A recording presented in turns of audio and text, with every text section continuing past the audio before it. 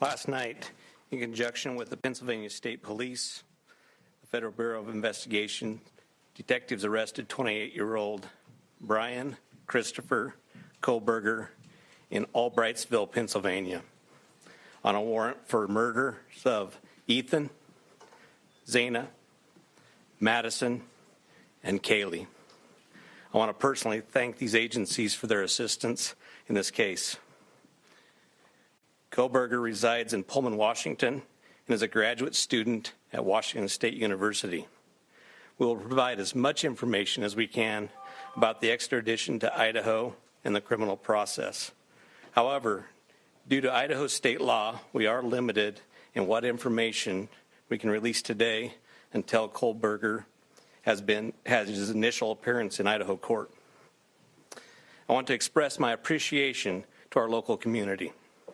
The people of Idaho and those throughout our nation who provided information to help us investigate these murders has been very impressive. We've received over 19,000 tips, and we've conducted over 300 interviews.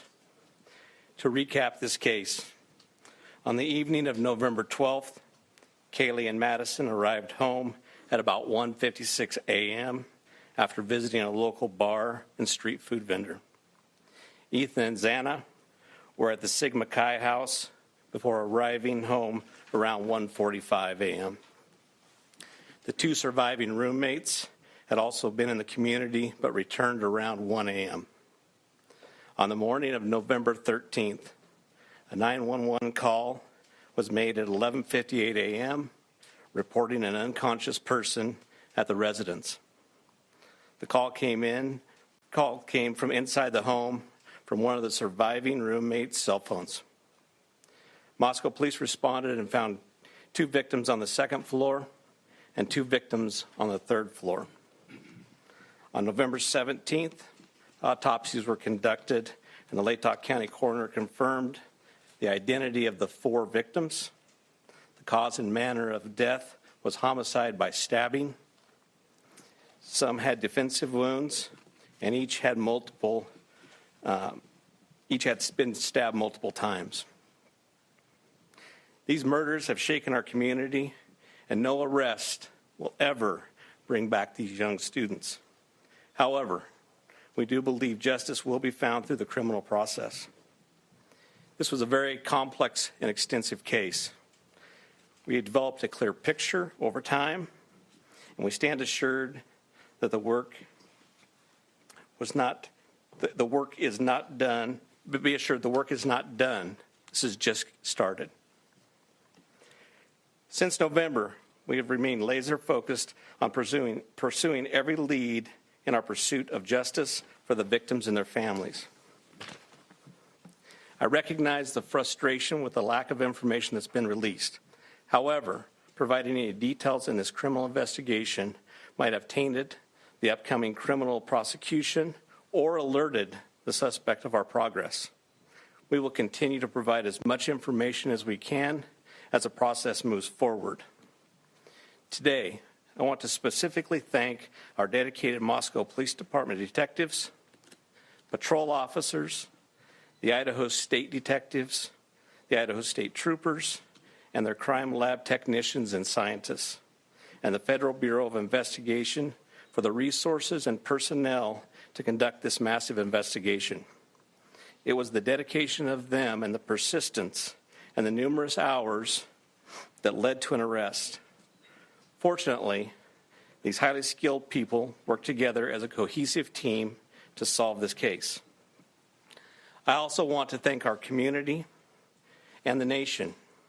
Over the past 6 weeks, I've been continually reminded of how much our community cares. Locally, public support has been exceptional with kind words, food for investigators, and letters of support. You will never know how much your words of encouragement help us through these trying times. I appreciate each of you and each of your kindness. Agencies and individuals from across the nation have reached out to us to express their support to this department. I'm reminded how our Moscow community, our families, and the nation has been impacted by this daily. Finally, I do want to thank our media partners for the help. You kept this in the news, you helped us with tips, you kept things going, and we truly appreciate that. And you are the product of those 19,000 tips that we received, which is an impressive number.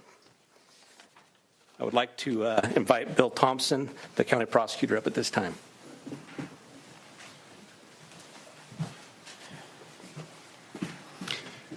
Good afternoon, folks. My name is Bill Thompson. I'm the Latah County prosecutor. And it's sad to be here, but happy to be here at the same time. As Chief Fry indicated, a criminal complaint was filed yesterday here in Latah County, charging the defendant, Mr. Kohberger, with 4 counts of first-degree murder, in addition to felony burglary, which involves entering the residence with the intent to commit the crime of murder. Mr. Kohberger, and let me preface, there's a pending case now in court, and I and my office and the investigators have to live with the restrictions that our Supreme Court places on pretrial publicity. That said, I promise you we will share with you, through the court process or otherwise, whatever we are allowed to. I just appreciate your patience on that. The factual basis for the charges are summarized in what's called a probable cause affidavit that is on file with the court. According to the rules of the Idaho Supreme Court, that is sealed until Mr. Kohberger is physically back in Latah County and has been served with the Idaho arrest warrant. At that time, we expect that that affidavit will be available to you so you can share the true facts with all of your readers and your watchers and your listeners and all of the people who are interested and really need to know what's going on. So please have patience with us on that. We hope to get that to you as soon as we can. As far as Mr. Kohberger, I can share with you that he is a graduate student at Washington State University and has an apartment residence over at Pullman. He has had an initial appearance in front of a judge in Pennsylvania. He is being held without bond, and the warrant from our magistrate judge here also provides for no bond. We understand that he's scheduled to be back in court in Pennsylvania next Tuesday afternoon, and that a public defender has been appointed for him there. The process at this point is, since he was arrested in another state, he has the opportunity to either waive extradition and return voluntarily to the state of Idaho, or if he prefers not to waive extradition, then we will initiate extradition proceedings through our governor's office. If we do that, it can take a while for him to get here. So again, I'm asking for your patience and understand that's just the way the system works. Once he gets here, he'll have an initial appearance with our magistrate. They'll deal with issues such as making sure competent counsel is representing him, and the case will be scheduled for further hearings. Your primary source of factual information is going to be the court record, because that's what the Supreme Court says we need to refer you to. So please pay attention to what's going on in court and have people there to watch and hear what's being said. As an attorney, myself and my office, we are limited on what we are allowed by the courts to say outside of the courtroom. So please just work with us. Finally, as the chief indicated, this is not the end of this investigation. In fact, this is a new beginning. You all now know the name of the person who has been charged with these offenses. Please get that information out there. Please ask the public, anyone who knows about this individual, to come forward, call the tip line, report anything you know about him to help the investigators and eventually our office and the court system understand fully everything there is to know about not only the individual, but what happened and why. Next, I'll introduce Colonel Ked Wells from the Idaho State Police. Thank you. Well, good afternoon.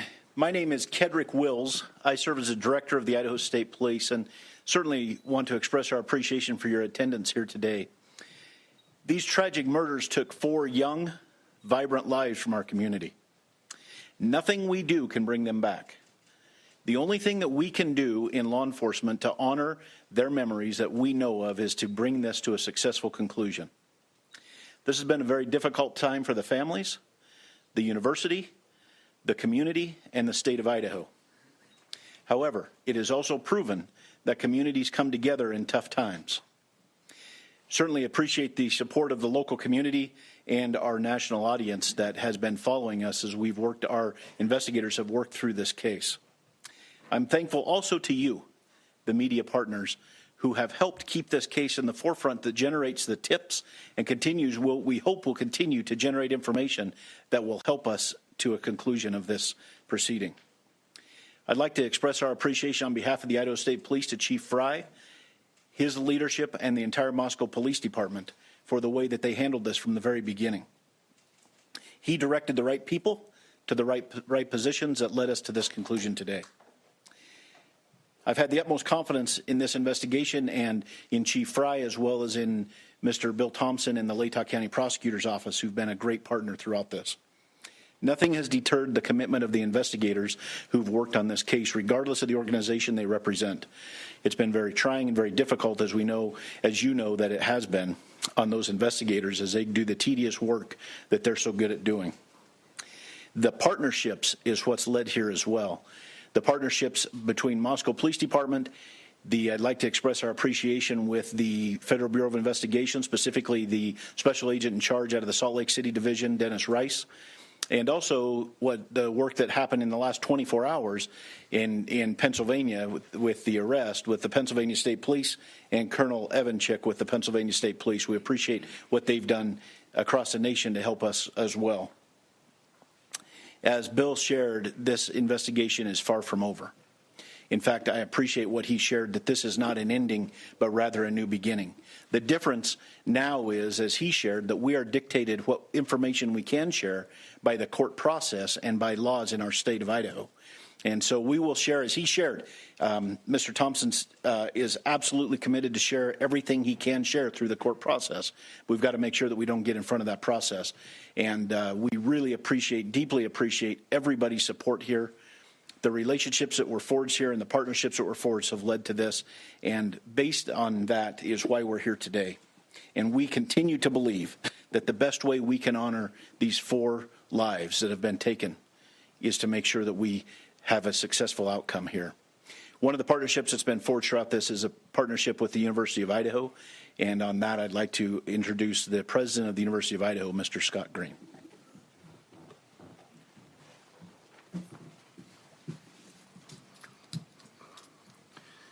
Thank you. Good afternoon. Scott Green, President of the University of Idaho. Today's news of arrest is a welcome one. It's relief to our university, our community, and our extended Vandal family. The outpouring of support over the past 6 weeks helped sustain us during the most trying time. It provided the strength that helped us navigate the international scrutiny visited on our students and employees. We are truly thankful for the compassion and acts of kindness shown to our community. Kindness is contagious, and it provided the light that reclaimed ground lost to evil and darkness.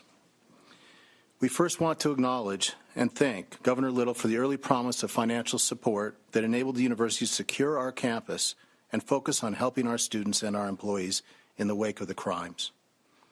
We also appreciate the Idaho State Police and the highly visible security presence that brought comfort and calm to a community shocked and confused by the senseless crimes. We never lost faith that this case would be solved and are grateful for the hard work of the Moscow Police Department and their law enforcement partners. Vast and committed FBI resources brought important expertise to this complex case. Across the board, dedicated, highly competent personnel worked this case to arrest. This crime has nevertheless left a mark on our university, our community, and our state. While we cannot bring back Maddie, Kaylee, Xana, and Ethan, we can thoughtfully and purposefully carry their legacy forward in the work that we do. Our students come first, and that was proven each and every day of this investigation. We are committed to safely delivering the college town atmosphere, campus experience, and high-touch quality education for which the University of Idaho is known. With time, we will heal. We will move forward together, and we will remain Vandal strong. With that, I'd like to turn it back over to Chief Fry.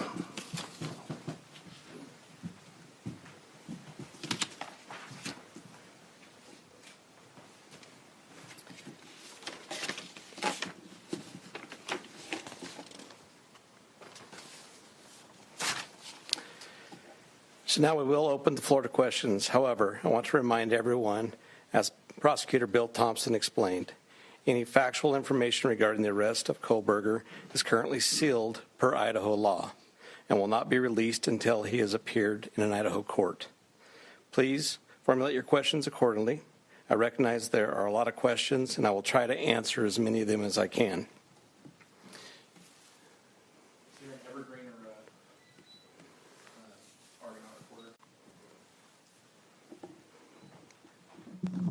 Lauren Patterson, Northwest Public Broadcasting, Spokane Public Radio. I realize the records are sealed. I guess I'm not too familiar with how it works, but can you tell us what tip, what lead, what piece of evidence really led you all the way from Idaho to the suspect in Pennsylvania? As I've said in the past, that's part of our investigation, and we won't be releasing that this time. We will have those answers. We'll have them as soon as we can make those available to you. Then a quick follow-up and a two-parter. Is our community safe, or is law enforcement still on the search for other suspects who might be involved in this attack?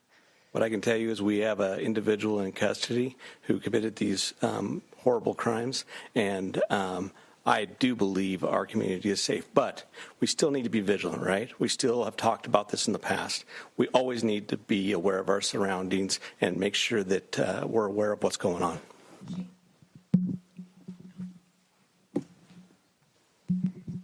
Hi, Chief. How soon into the investigation did police and law enforcement begin to spot Mr. Kohberger as a potential suspect? And a follow-up, how many tips, if you can say, were specifically related to Mr. Kohberger? To the tip part, honestly, I can't answer that question, so I'm not even going to speculate on that. On the other part, that's part of our investigation, and it will come out. I'd like the mic to please come right over here. Thank you. Dana Griffin with NBC News. Can you confirm that Kohberger asked whether or not anyone else had been arrested when he was in custody? I cannot confirm that, or I'm not sure of that information, but that would still be a part of our investigation. Did CODIS initially return any hits on this guy? That's still part of our investigation, and that will come out. If we could get somebody over here, please. And then one final question. Is there any message to the online sleuths who slandered and harassed people who they believed were responsible? There was a lot of speculation going on, and we've always said from the very beginning that we're the official message that comes out, and to pay attention to what we're putting out there to the press. I'm Nancy Liu with News Nation, and we were over at the house this morning, and you told us that the remediation would begin today. It was suddenly stopped. Can you tell us why? Yes. The house cleanup has been halted, and that came by a legal request from the court. Christina Corbin, Fox News. Chief, have you identified a motive? That is part of the investigation, and that will come out as we continue the investigation. But what we still ask is for people to continually send us things in the tip line. We are still looking for more information. We're still trying to build that picture, just like we have stated all along. We're putting all the pieces together, and that will help.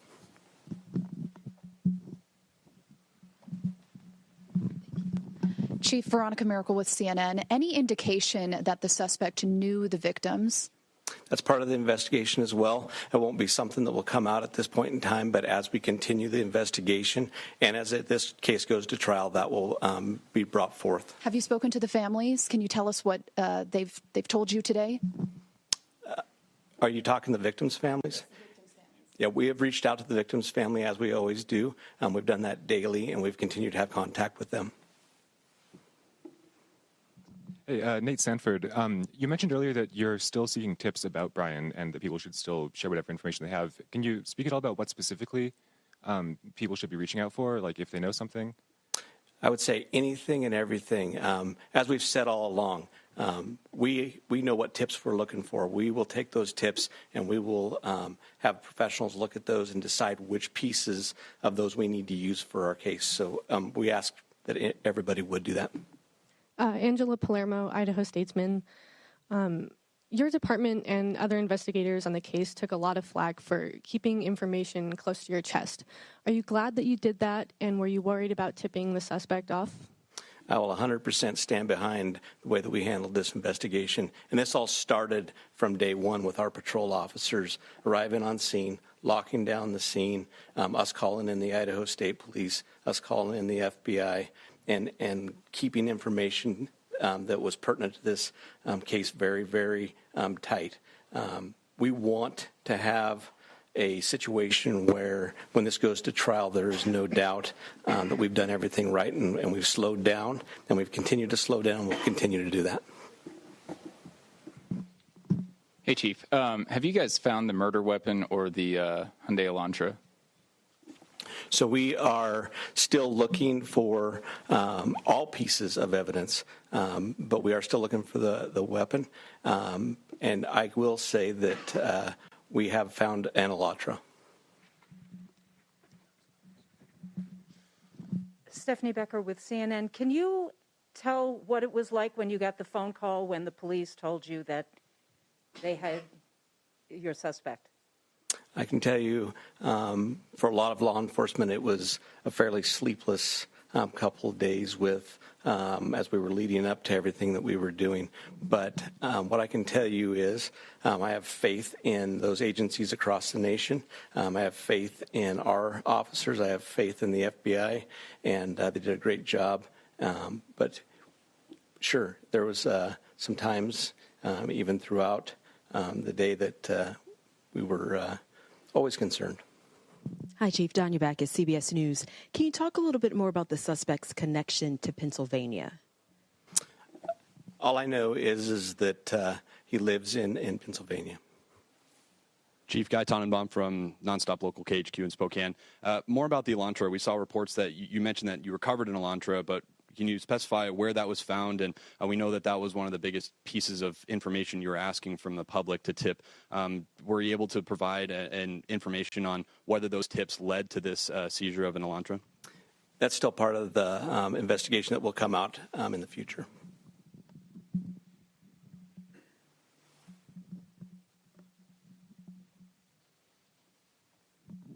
Chief Glenn Mosley, Idaho Public Radio here in Moscow. The additional police presence in town and on campus, semester's coming. Is that going to continue? You will continue to see state troopers in the area. You know, we're talking to Latah County as well. You will see a presence of us that we're always have up on campus. We have assigned officers to that. So you will continue to see a law enforcement presence. I'm going to take two more questions. Hi, Chief. Julie Scott, ABC News. Can you tell us if you eventually had a license plate number to the Elantra and how you tracked it to Pullman? That's still part of the investigation that will come out.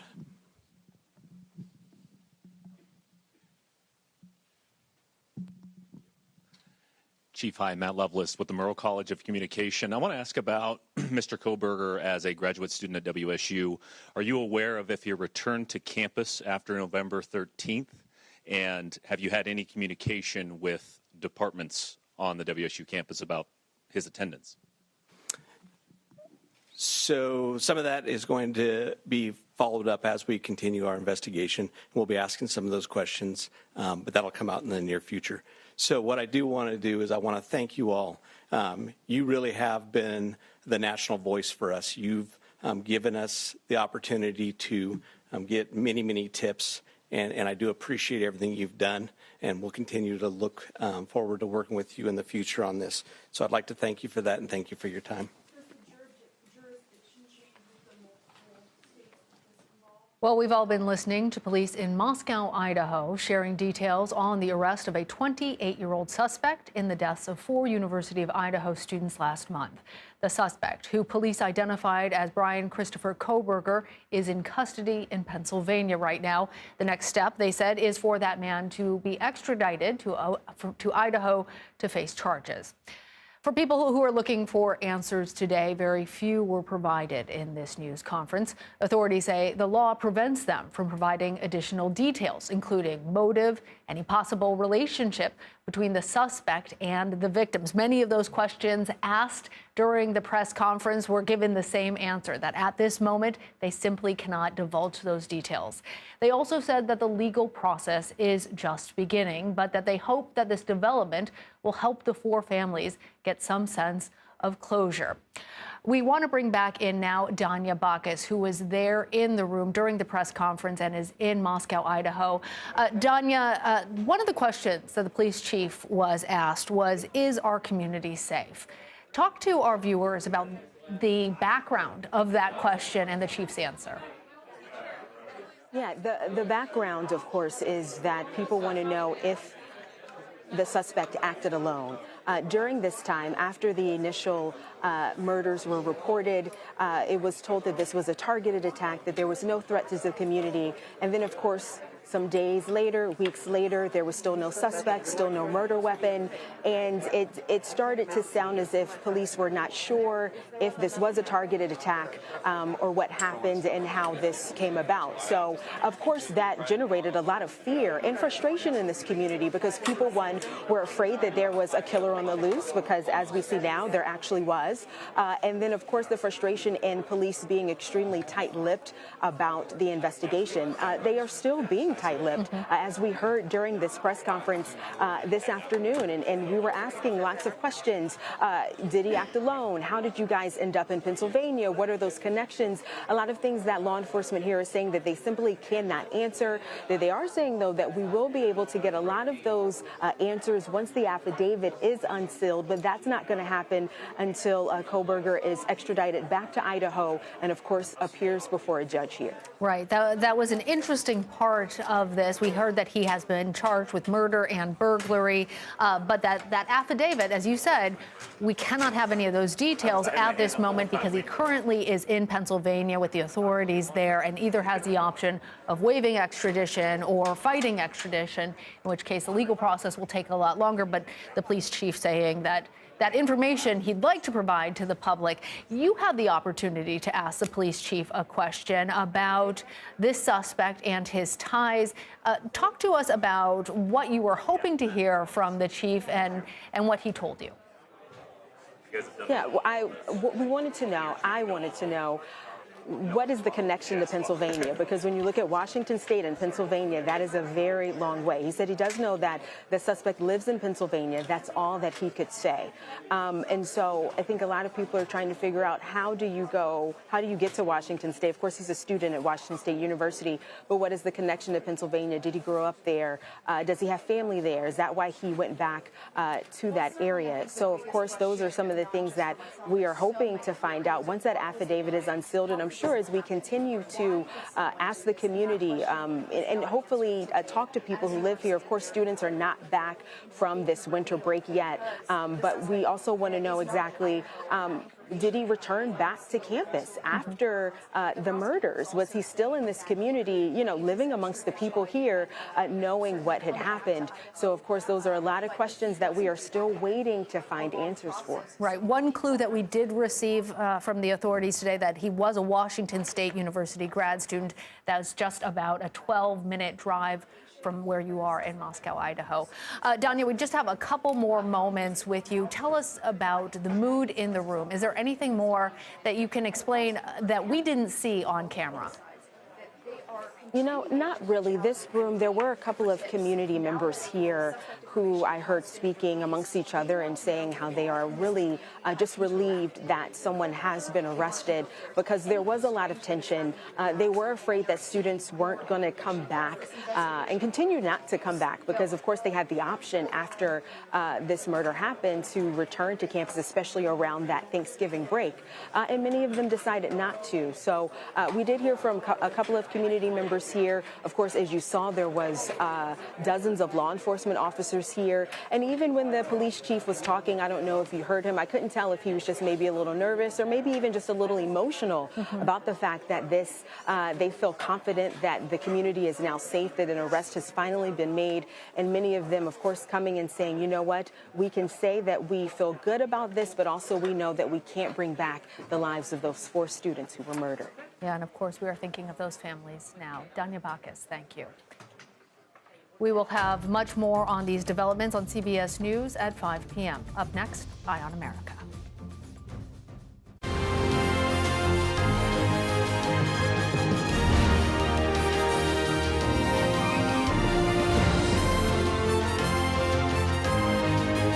Welcome to Eye on America. I'm Michelle Miller.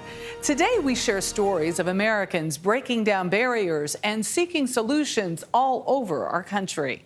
With election season in full swing, we travel to the birthplace of America to see how one city is solving a poll worker shortage. And we tune